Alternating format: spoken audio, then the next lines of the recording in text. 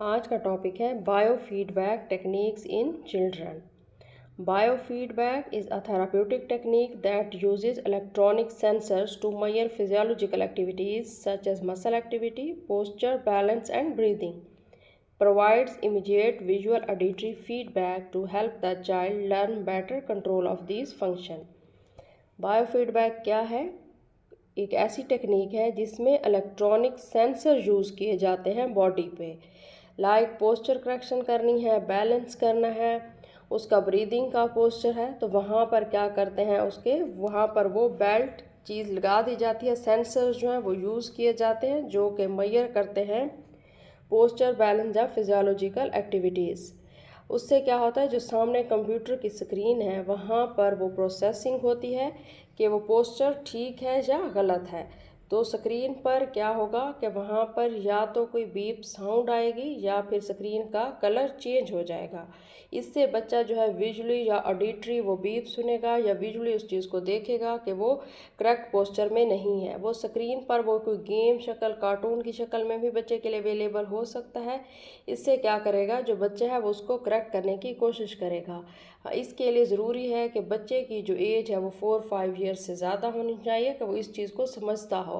फिर उसका जो कॉग्निशन लेवल है वो भी ठीक होना चाहिए। अगर उसका कॉग्निशन लेवल ठीक नहीं है तो वहाँ पर थेरापिस्ट जो है उसको असिस्ट करेगा और उसके पोस्चर को करेक्ट करेगा।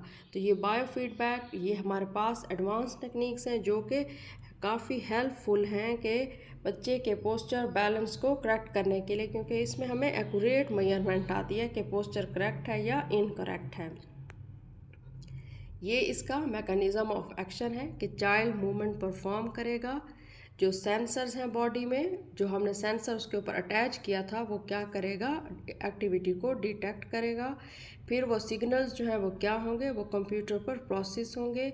वहाँ से जो है बच्चा वो विजुअली या ऑडियो या टैक्टाइल फीडबैक के थ्रू उसको सेंस करेगा। लाइक अभी हमने बात की कि वो कोई बीप साउंड या स्क्रीन चेंज होगी, जिससे बच्चा क्या करेगा, अपनी मूवमेंट को उसी के अकॉर्डिंग मॉडिफाई करेगा।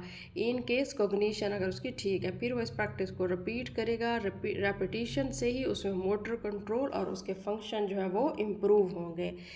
टाइप्स ऑफ बायोफीडबैक हमारे पास इलेक्ट्रोमायोग्राफिक बायोफीडबैक है। ये क्या करते हैं, measures muscle activity using surface electrodes. Child क्या करेगा, sees muscles contraction on a screen और hear sound when muscle activate. इस यूज़ होती हैं सीपी चाइल्ड के लिए। ईएमजी बायोफीडबैक कहाँ पर यूज़ हो रही है, सीपी चाइल्ड के लिए। Developmental coordination disorder, muscle re education after injury, facial palsy.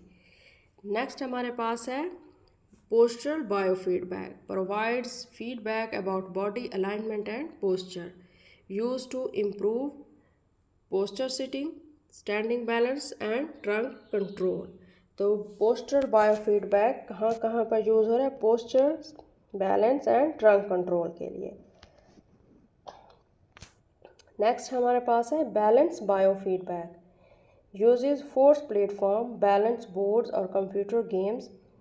Child receives visual feedback while maintaining balance, used in CP, ataxia and developmental delay। कि बैलेंस के लिए आपको पता है कि बैलेंस बोर्ड यूज़ होता है, कंप्यूटर गेम्स यूज़ होती हैं। वहाँ पर वो चेक करेगा और वहाँ पर सेंसर अटैच होगा, उससे वो देखेगा कि उसका बैलेंस ठीक अगर नहीं है तो वहाँ पर उसको वो सेंसर्स के थ्रू असिस्ट किया जाएगा। Respiratory biofeedback. Respiratory gives feedback about breathing pattern. इसमें क्या होगा, उसके डायफ्राम पे जो है वो बेल्ट लगा लिया जाता है, ठीक है। उससे सेंसर जो है वो डिटेक्ट करता है रेस्पिरेटरी प्रोसीजर को, कि जो इसकी रेस्पिरेशन है, ठीक है, वो इनकरेक्ट होगी तो फिर वो क्या करेगा कि अगर वो बिल्कुल सुपरफिशियल ब्रीदिंग ले रहा है जिसमें उसके डायफ्राम और लोअर एब्डोमेन जो ये उसका अपर एब्डोमेन है, डायफ्रागमेटिक मसल्स इन्वॉल्व नहीं होंगे, तो वहाँ पर सेंसर इस चीज़ को डिटेक्ट करेगा और फिर इसको एक करेक्टिव ब्रीदिंग का पैटर्न शो करेगा, जिससे बच्चा उसे लर्न करेगा और उसके वो क्या करेगा, डीप ब्रीथ करेगा। ये रेस्पिरेटरी बायोफीडबैक हेल्प आउट करता है diaphragmatic breathing, relaxation, respiratory control. इसकी इंडिकेशंस क्या हैं, cerebral palsy, developmental delay, muscle weakness, poor posture, balance disorder, coordination problems.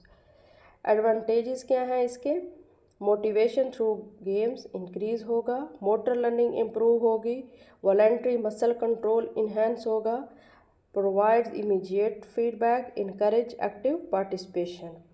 Limitations क्या हैं? Requires a child to understand instructions usually greater than 4 to 5 years old. Specialized equipment may be needed, less effective in children with severe cognition impairment.